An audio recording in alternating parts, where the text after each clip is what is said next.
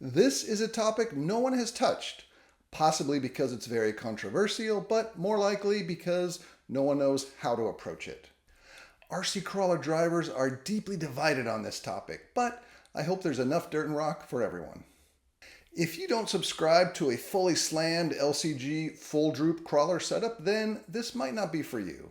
And a lot of people I respect are in this camp. But if you run hairbands, pen springs, and wonder if you're doing it right, this video might resonate with you. On this channel, we look at the science behind our grown-up toys.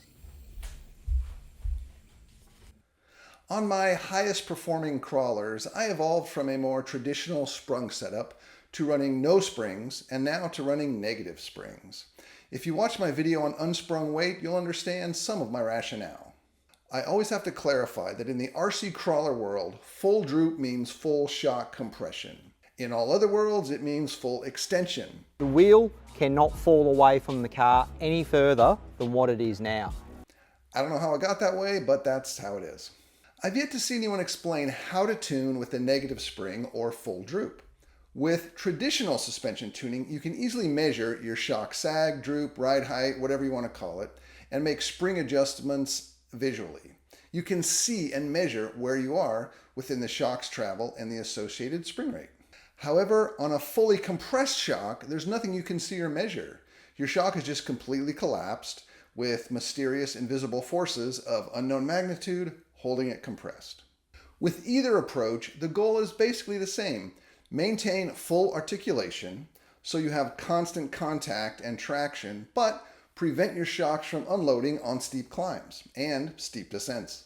A bit of history. As crawlers started climbing steeper and steeper and steeper inclines, the front end would naturally start to unweight and extend the front shocks. That's simple physics. So drivers started running hair bands or internal pen springs to hold their front shocks compressed. This mirrors what's called a suck-down winch on some full-scale vehicles.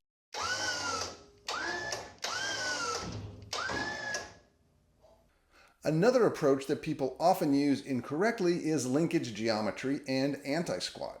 For the record, you absolutely cannot hold down or push down your front end with any sort of linkage geometry. And I've explained that extensively on this channel.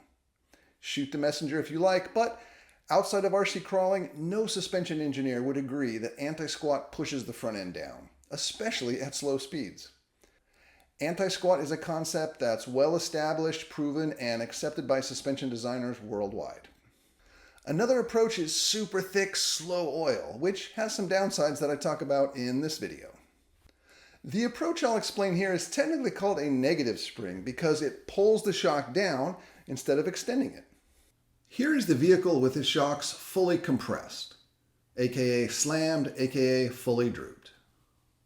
Just to be clear, what we're illustrating here is that the rear wheels are still level or articulating in the opposite direction. When the terrain changes, the shock on the high side will remain compressed because it has no more compression to give, and the other side will extend as the terrain falls away. This is a more traditional sprung setup. The shocks are compressed about 80%, which is common on RC crawlers with sprung setups. You've got just a little bit of positive travel. Here are the ride heights side by side. The full droop setup starts lower than the sprung setup. There's really no way around this.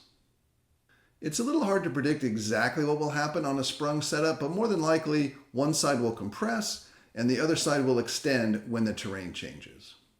So when you are articulated, the ride heights may very well be the same between both setups. It's a little hard to say for sure because terrain is so different. What we know for sure is that in the static neutral position, the full droop will sit lower, so the CG is lower in more situations and more often. For example, when you're climbing, unarticulated, a lower CG is better, and I've done an entire video on that topic. Personally, I lean towards keeping all the weight as low as possible, as much of the time as possible. Running your shock slammed is a great way to do this.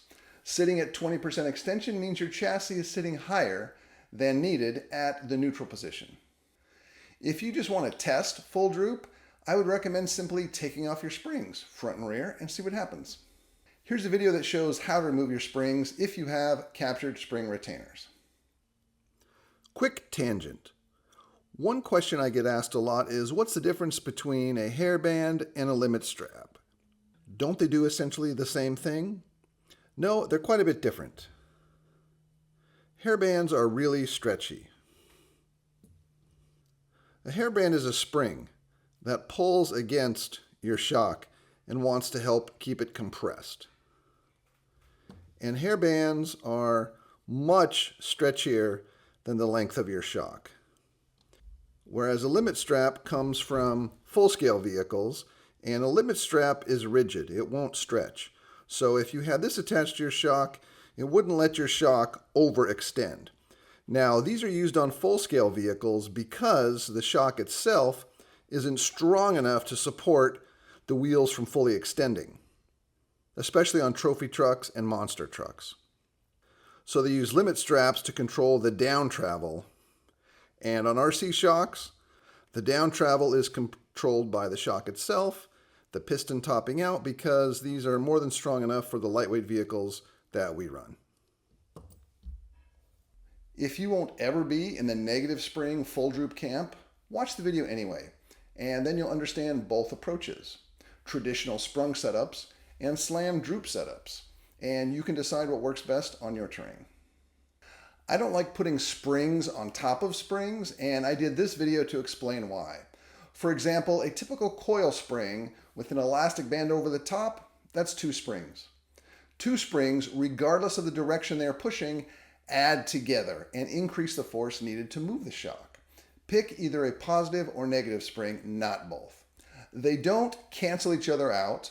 They actually add together strangely, so only use one.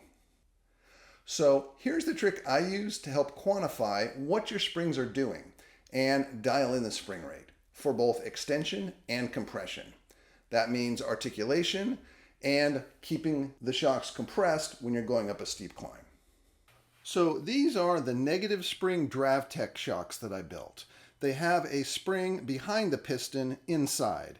So you're not going to see the spring on the outside, you're not going to see a hairband, but this is the equivalent of having hairbands or pen springs. There is a negative spring on the inside. There are 2 tests that I use to try to dial in the spring rate so it's not too high or too low. The first test is in this direction. You want your springs light enough that you get full articulation. Now, the downforce that's created, which gives you traction at the wheels, comes from gravity pulling down on the mass of the vehicle. It has nothing to do with your shocks or your springs. Your springs don't push the tires into the terrain. The weight does. Recently, I weighed my sprung and unsprung weight, so I have these numbers handy. My rear axle is about 700 grams, and the last half of my chassis, the sprung weight, is about 100 grams. And you can see the weight of the axles is enough to pull it down and get full articulation. Same on the front. My front axle is about 1,200 grams with about 400 grams on the front half of the chassis, which is the forward motor, skid, and transmission. And on the front, same situation. Gravity is going to extend this and give me all the articulation that I need, despite having a spring that wants to pull the shocks down. So parameter number 1, you want your springs light enough that they don't restrict articulation in any way. Now, the other role of a negative spring shock is to keep the chassis down on steep climbs or other situations. So what I do, put your rig upside down on some blocks. And in this scenario, what you want is enough spring force to keep the chassis from extending. Now, it doesn't have to pull the chassis back, it just has to keep it up at its fully compressed location. Same with the front. You want it to be stiff enough to keep the chassis from unloading. Now, there's a little bit of spring force when the shock is fully extended, trying to bring the chassis back down to the compressed state, and that's okay. I wouldn't want to go much more than this. You really just want it to hold the chassis in the compressed state. So I get it. You never drive like this. That makes this test a little unusual, but it's designed merely to give you a range before you do your final tuning. This is the minimum amount of spring rate you want to keep your chassis compressed. And this is the maximum you want to avoid inhibiting any articulation. So with that minimum and maximum, now you've got a window to do your final tuning out on the trail. That's how I'm doing it currently. Let me know in the comments what approach you like.